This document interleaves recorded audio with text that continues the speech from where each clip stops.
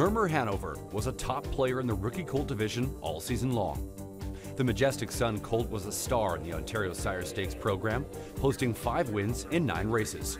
The freshman trotter more than held his own against Grand Circuit competition as well, with solid third-place finishes in the Champlain and Breeders' Crown Final. One of his best races of the season came in the William Wellwood Memorial Final at Mohawk, where he finished a strong second behind fellow finalist William N Dealin. He took a season's mark of 155-2 in capturing an OSS event at Mohawk on August 23rd. Murmur Hanover, Cream Puff, Mac Daddy, who's it gonna be? Too tight to call. It's a very rare feat for a rookie trotter to race an entire season without suffering a single loss, and that is exactly what William N Dealin did, as he won every one of his 9 races while earning $683,000 in purse money last year.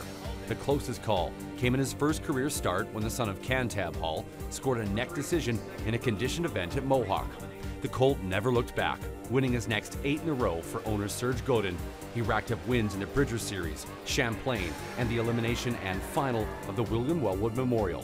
Wheeling and Dealing came in undefeated and goes home the same to win the William Wellwood Memorial. The slick-gaited youngster wrapped up his campaign by giving trainer Dustin Jones his second Breeders' Crown title in late October at Woodbine. But Wheeling and Dealing, he is still undefeated, a perfect 9, and he's won the Breeders' Crown for filling on.